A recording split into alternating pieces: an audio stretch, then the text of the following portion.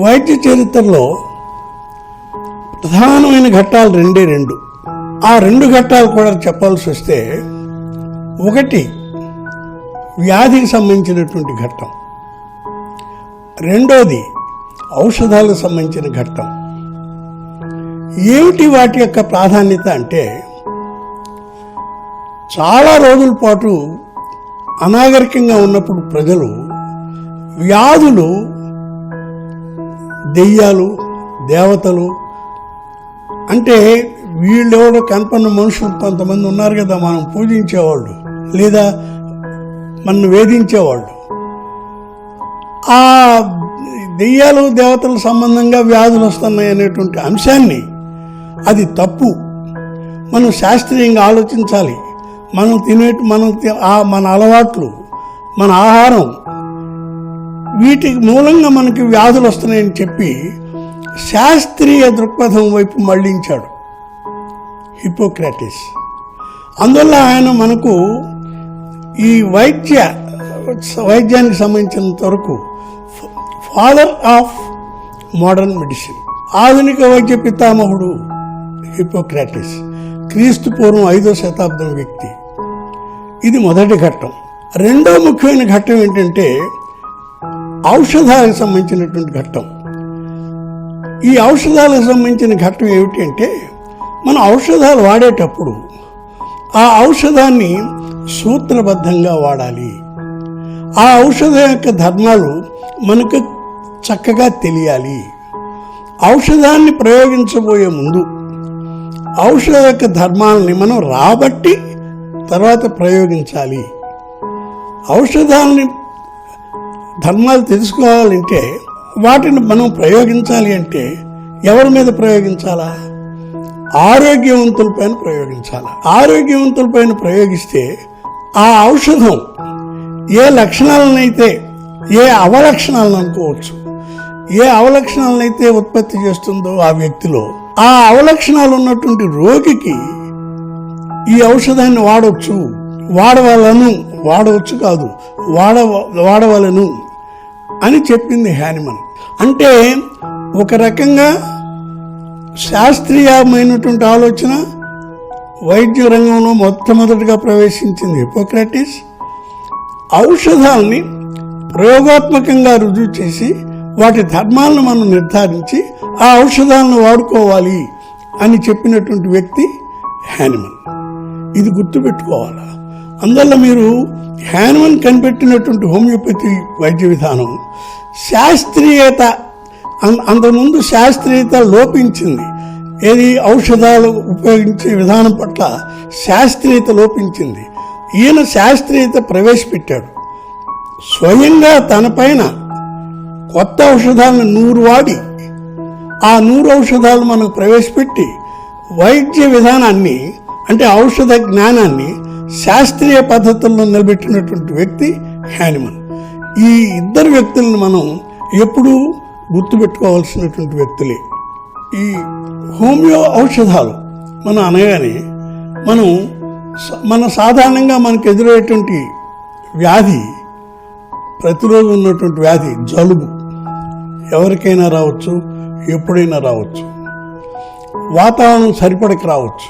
ఈ వ్యాధికి మామూలుగా అయితే ఔషధాలే లేవంటాం.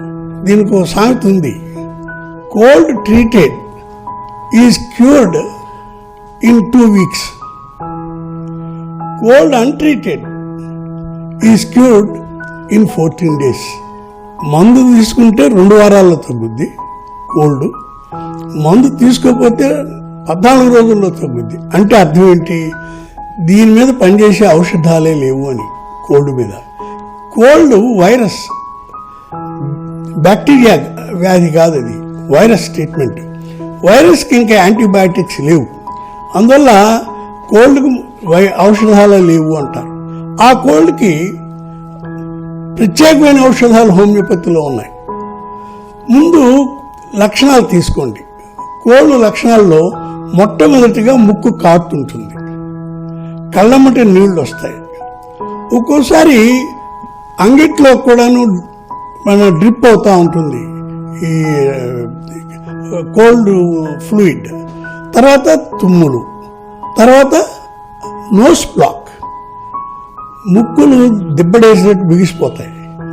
ఈ లక్షణాలను గుర్తించి మనం కోల్డ్ అంటాం. మనం కోల్డ్ హోమియోపతిలో ప్రధానమైన ఔషధాలు మనం 4-5 చెప్పుకోవచ్చు. 1 ఏలియం సెపా, 2 యుఫరేజియా, 3 పల్సటెల్లా, 4 నక్స్వామిక, 5 ఆర్సెనికమాల్. ఈ ఔషధాలను కానీ పరిశీలించినట్టయితే మనం ఈ లక్షణాలు బట్టి కానీ ఈ ఔషధాలు కానీ వాడుకున్నట్టయితే మనం కోల్డ్ ఇమీడియట్గా వితిన్ ఎ డే తగ్గిపోతుంది, వితిన్ 2 days తగ్గిపోతుంది. అంటే ఔషధాలని మనం ఈ హోమియో పద్ధతులు వాడుకున్నప్పుడు చాలా ఎఫెక్టివ్గా పనిచేస్తాయి. మొట్టమొదటి ఔషధం ఏలియం సిపా. ఇది మన ఉల్లిపాయల నుంచి తయారయ్యేటువంటి ఔషధం. ఈ ఔషధ లక్షణాలు ఏంటంటే ప్రొఫ్యూజ్ వాటరీ ఏక్రిడ్ డిశ్చార్జ్. అంటే ముక్కుల మటు కారే నీళ్లు ఉన్నాయి, ఆ నీళ్లు మంట పెడుతుంటాయి, ముక్కులు ఒరిసిపోతాయి కూడా. ఒరిసిపోయేటువంటి స్రావాలు, తర్వాత కళ్ళమ్మట కూడా నీళ్లు వస్తాయి, కానీ కళ్ళమ్మట నీళ్లు మాత్రం ఒరిసిపోవు. ఏక్రిడ్ నేసల్ డిశ్చార్జ్, బ్లాండ్ లాక్రిమేషన్. తర్వాత ముక్కు మండుతూ ఉంటుంది, ముక్కు గోల్డ్ ఉండి ఎర్రగా కమిలిపోతాయి. దగ్గు ఈ కంఠం చీరిపోతుందా అన్నట్టుగా అనిపిస్తుంది దగ్గు. తర్వాత ఈ దేని మీద కాన్సన్ట్రేషన్ కుదరదు, నిద్ర వచ్చినట్టు ఉంటుంది. కాబట్టి ఈ లక్షణాలు ముక్కులు కారటం, కళ్ళమట కూడా నీళ్లు రావటం, కానీ ముక్కులమట మంట పెట్టడం, కళ్ళమట మాత్రం మంట లేకపోవటం, ఈ లక్షణాలను గుర్తించి మనం ఏలియన్ సిపా వాడుకోవచ్చు. రెండో ఔషధం యుఫరేజియా. యుఫరేజియా ఇది దీనికి ఆపోజిట్. కళ్ళమట నీళ్ళు వస్తాయనుకున్నాం కదా, మండుతుంటే ఏలియం సిపా. కళ్ళమట వచ్చే నీళ్లు మంట పెట్టకపోతే యుఫరేజియా. ముక్కుల వెంట వచ్చే నీళ్లు ఏలియం సిపా అయితే మంట పెట్టం. యుఫరేజియాలో ముక్కుల వెంట వచ్చే నీళ్లు కూడా కాదు, యాక్చువల్గా చిక్కగా స్రావం మ్యూకస్ లాగా వస్తుంది. అలా వచ్చేటైతే యుఫరేజియా వాడుకోవాలి. దీనికి ఆపోజిట్. ఈ యుఫరేజియాలో సాధారణంగా స్రావాలు పగలు ఎక్కువగా ఉంటాయి, పగలు ఎక్కువగా ఉంటాయి, రాత్రిపూట తక్కువ, సుఖంగానే ఉంటాడు. తర్వాత ఇంకోటి ఏమిటంటే సాధారణంగా యుఫరేజియా అనగానే ఒకటి గుర్తుపెట్టుకోండి, ఈ రోజుల్లో అంతా కంప్యూటర్ యుగం, అందరూ కంప్యూటర్స్ ముందు కూర్చుంటున్నారు, కళ్ళకి శ్రమ ఎక్కువగా అవుతూ ఉంటుంది. Strain on the ice. సాయంకాలం అయ్యేటప్పటికి కళ్ళు స్ట్రెయిన్ అయితే వాళ్ళకి యుఫరేజియా చాలా ముఖ్యమైనటువంటి ఔషధం. యుఫరేజియా ఈ కళ్ళ యొక్క శ్రమకు ఉపయోగమైనటువంటి ఔషధం. తర్వాత కళ్ళ పుసి కడతా ఉంటాయి యుఫరేజియాలో. ఈ లక్షణాలను పెట్టి మనం యుఫరేజియా వాడుకోవచ్చు. తర్వాత గుర్తించుకోదగినటువంటి ఔషధం పల్సటెల్లా. పల్సటెల్లాకి ఒక పెద్ద పేరుంది, ఇది స్త్రీల ఔషధం అని. తర్వాత పల్సటెల్లాలో ఈ జలుబుని ముదురుతుంది, ముదిరి ముక్కులంటూ వచ్చేటువంటి స్రావాలు చిక్కగా ఉంటాయి. Yellowish bland nasal discharge. ఇంకోటి ఏమిటంటే మామూలుగా ఓపెన్ ఎయిర్లో కానీ వెళితే వీళ్ళకి చాలా హాయిగా ఫీల్ అవుతారు పల్సటెల్లా వాళ్ళు. తర్వాత దాహం ఏం ఉండదు, వీళ్ళకి డల్గా ఉంటారు, లెథార్జిక్గా ఉంటారు. తర్వాత చిన్నపిల్లలు అయితే ఎప్పుడు ఏడుస్తూ ఉంటారు ఎత్తుకోమని. ఇది పల్సటెల్లా లక్షణాలు. తర్వాత ఆలోచించదగినటువంటి ఔషధం నక్స్వామిక. ఫైర్ బ్రాండ్ వ్యక్తులు, వీళ్ళు నాయకత్వ లక్షణాలు ఎక్కువ వీళ్ళకి. నక్సామిక జలుబుకు చాలా ముఖ్యమైనటువంటి ఔషధం. పగలు కారుతూ ఉంటాయి ముక్కులు, రాత్రిపూట ముక్కులు బీసుకుపోతాయి. Discharge during the day, blocked at night. తర్వాత మామూలుగా వీళ్ళకి కోపం జాస్తి, ఫైర్ బ్రాండ్ అనుకున్నాం కదా, ఫైర్ బ్రాండ్. తర్వాత వీళ్ళకి నాసియా, వికారం ఎక్కువ. అందువల్ల ఈ ఇంకోటి ముఖ్యంగా నక్సామిక ప్రత్యేకంగా గుర్తుపెట్టుకోవాలంటే, పసిపిల్లల్లో జలుబుకి నక్సామిక ప్రత్యేకమైన ఔషధం. స్నుఫుల్స్ ఆఫ్ ద న్యూ బార్న్. అందువల్ల నక్సామిక మీకు ఇంట్లో అట్టు పెట్టుకుంటే చాలా ముఖ్యమైనటువంటి ఔషధం ఇది. అజీర్తి ఉన్న వాళ్ళకి చాలా ముఖ్యమైనటువంటి ఔషధం. బీపీ ఉంటే బీపీ తగ్గడానికి కూడా ముఖ్యమైనటువంటి ఔషధం. అయితే మీరు వ్యక్తి యొక్క మనస్తత్వాన్ని గుర్తించి వాడుకోవాల్సి వస్తుంది. ఆ నక్సామిక వ్యక్తి ఎంతసేపు ఉన్నా కూడా చాలా ముఖ్యంగా కోపం, ఆవేశం జాస్తి, వాళ్ళకి మలబద్ధకం.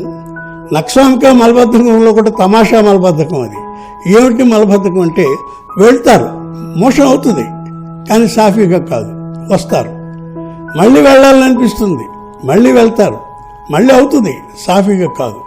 ఈ రకంగా లెట్రిన్కి మాటికి తిరుగుతాం.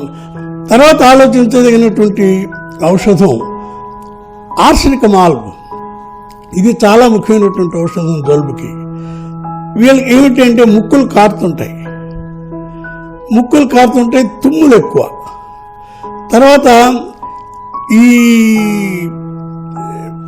ఇది ముక్కులు కారటం చిక్కబడవు, ఎప్పుడు కూడా నీరులాగా వస్తూ ఉంటాయి. ముఖ్యంగా దగ్గు కూడా చాలా విపరీతం. జలుబు విపరీతంగా దగ్గుతో బాధపడుతుంటే ముందుగా ఆలోచించవలసినటువంటి ఔషధం ఆర్సెనిక్ మాల్బ్. ఆర్సెనిక్ మాల్బ్కి ప్రత్యేకమైన వ్యక్తిత్వం ఉంది. మామూలుగా it's a drug for horses అంటారు. మీరు ఎప్పుడైనా చూచుంటారు, గుర్రం నేల మీద తొందరగా పండుకోదు, ఎప్పుడు 4 కాళ్ళ మీద ఉంటుంది. పరిశుభ్రత అన్నమాట. ఆర్సెనికం వ్యక్తులు చాలా పరిశుభ్రంగా ఉంటారు. తర్వాత వీళ్ళకి ఎక్కువగా బాధలన్నీ కూడా అర్ధరాత్రి సమయంలో బాధలు ఎక్కువగా వస్తాయి. Worse at midnight. దగ్గు పట్టుకుంటే వదలదు. తర్వాత ఈ తుమ్ములు ఎక్కువ, ఈ ముక్కులన్నీ మంటగా ఉంటాయి. ఇందాక మనం ఏం చెప్పుకున్నామంటే, ఏలియం సీపా ముక్కులు మండుతాయి, కళ్ళు మండవు. యుఫ్రేజియా కళ్ళు మండుతాయి, ముక్కులు మండవు. ముక్కులు కళ్ళు 2 మండేటువంటి ఔషధం ఆర్సెనిక్ మాల్బ్. ఆర్సెనిక్ మాల్బ్ ఎప్పుడు గుర్తుపెట్టుకోదగినటువంటి ఔషధం. Thin watery discharge. అందువల్ల దీన్ని హే ఫీవర్ రెమెడీ అంటారు ఆర్సెనిక్ మాల్బ్. జలుబుకు గుర్తుంచుకోదగినటువంటి మరొక ముఖ్యమైనటువంటి ఔషధం ఎకనైట్. ఈ ఎకనైట్ శీతాకాలం తప్పగా గుర్తుపెట్టుకోవాలి. డిశ్చార్జ్ వాటరీగా ఉంటుంది. తర్వాత జ్వరం వచ్చినట్టుగా ఉంటుంది.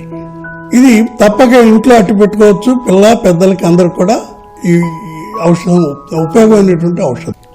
ఆరోగ్యం, అనారోగ్యం, వ్యాధి, మరణం, ఈ అంశాలు కానీ మనం తీసుకున్నట్టయితే ఇది శరీరానికి, అవయవాలకి సంబంధించిన అంశాలు కాదు ఇవి. ఈ అంశాలన్నీ కూడా వ్యక్తికి సంబంధించినటువంటి అంశాలు. ఇది గుర్తుపెట్టుకోవాలి. అందువల్ల మనం చికిత్స అంటే శరీరానికి అని అనుకోకూడదు. చికిత్స అంటే వ్యక్తికే, ప్రాణానికే చికిత్స. ఇప్పుడు ఒక రకంగా చెప్పాలంటే, ప్రాణం క్రమంగా ఉంటే వ్యక్తి ఆరోగ్యంగా ఉంటాడు. ప్రాణం క్రమంగా ఉండటం అంటే అర్థం, మన శరీరంలో ఉన్నటువంటి అవయవాలు, వ్యవస్థలునే సమన్వయంగా పనిచేయాలి.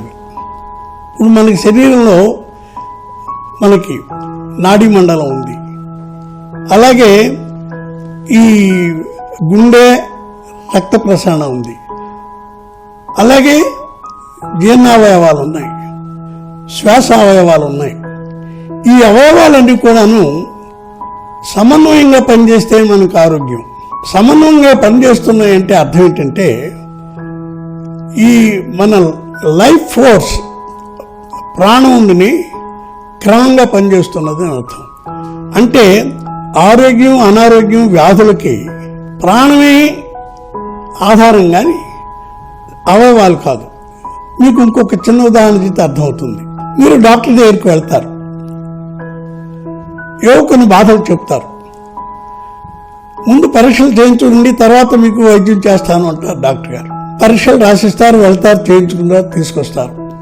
అన్నీ నార్మల్గా ఉంటాయి. అన్నీ నార్మల్గానే ఉన్నాయంటే మీకు వ్యాధి లేనట్ట? మీరు ఊరికనే ఎగతాళికి వెళ్ళినట్ట డాక్టర్ గారి దగ్గరికి? పని లేక ఆయన పని చెడగొట్టడానికి వెళ్ళారా? లేదు, మీ బాధలు మీకున్నాయి. అందువల్ల ఈ బాధలు ఎవరికి ఉన్నాయి? మీకున్నాయి. మీ వ్యక్తిత్వానికి ఉన్నాయి, ఇది మీ ప్రాణానికి ఉన్నాయి ఈ బాధలన్నీ. అందువల్ల మనం ఈ ఆరోగ్యం అనారోగ్య అంశాలుండి వ్యక్తికి సంబంధించినవని గుర్తుపెట్టుకోవాలి. ఎందుకు అంటే వ్యక్తి అంటే ఎవరు? ప్రాణం.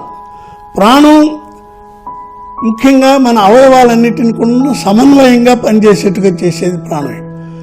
అందువల్ల మనం హ్యూమన్ బీయింగ్కి డెఫినేషన్ చెప్పాల్సి వస్తే harmonious tuning the life force.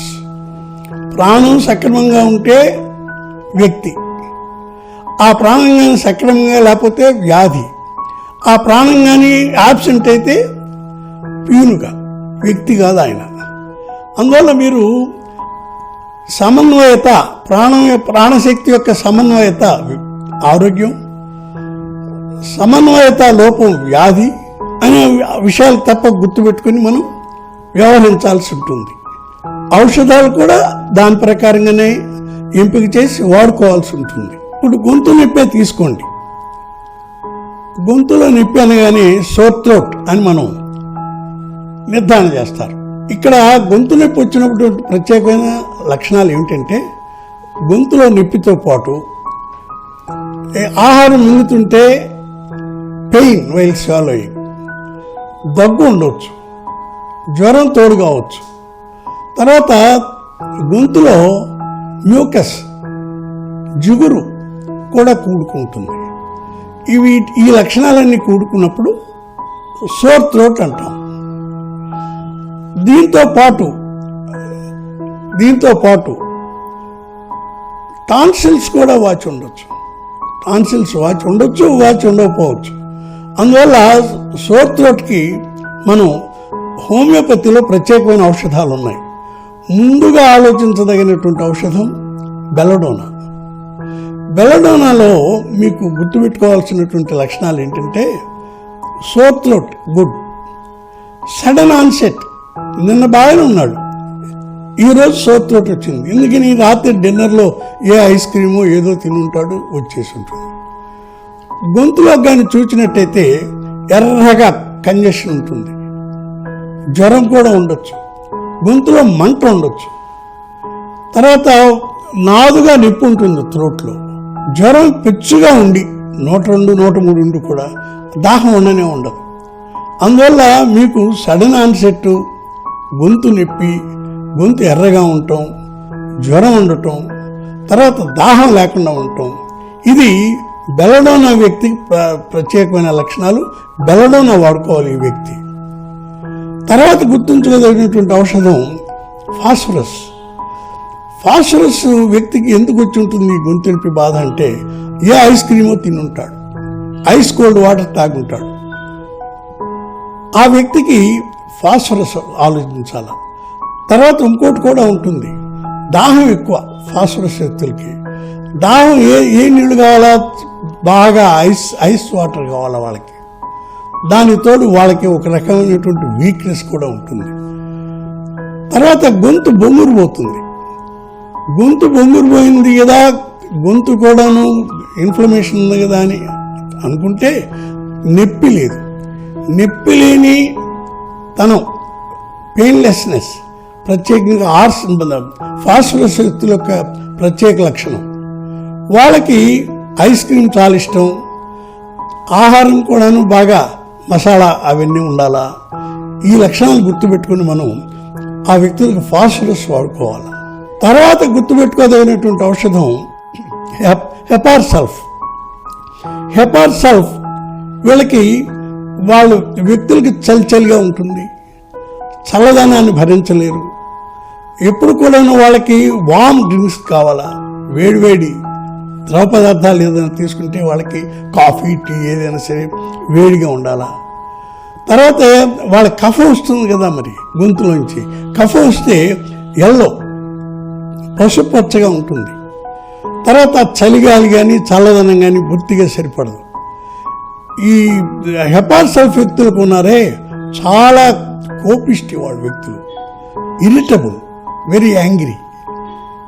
ఈ లక్షణాలు గుర్తుపెట్టుకుని మనం హెపార్ సల్ఫ్ వాడుకోవాల్సి ఉంటుంది. తర్వాత గుర్తుపెట్టుకోదగినటువంటి ఔషధం మెర్క్సాల్. మెర్క్సాల్లో గొంతు నొప్పి ఉంటుంది, తర్వాత ఇన్ఫ్లమేషన్ ఉంటుంది గొంతులో, తర్వాత నోరు తెరిస్తే దుర్గంధం, మనం భరించలేనంత వాసన, తర్వాత నాలుక అరాబులు కనపడతాయి, పళ్ళ అరాబులు, నాలుక పెద్దదిగా ఉంటుంది, పళ్ళ అరాబులు కనపడతాయి. తర్వాత వాళ్ళ గొంతులో నొప్పి ఉంటే ఆ గొంతులో నొప్పి చెవిలోకి కూడా వస్తుంటుంది. వాళ్ళకి జనరల్గా నొప్పి ఏ బాధలు ఉన్నా రాత్రిళ్ళు బాధలు జాస్తి. టాన్సిల్స్ ఉన్నాయనుకోండి, టాన్సిల్స్ కూడా ఎర్రగా వాచి ఉంటాయి. తర్వాత చీము కూడా ఉంటుంది వాళ్ళు. తర్వాత వాళ్ళకి వేడి భరించలేరు, చలి భరించలేరు, వేడి భరించలేరు, చడి భరించలేరు. తర్వాత ఎప్పుడు దిగపోతగా చెమటలు.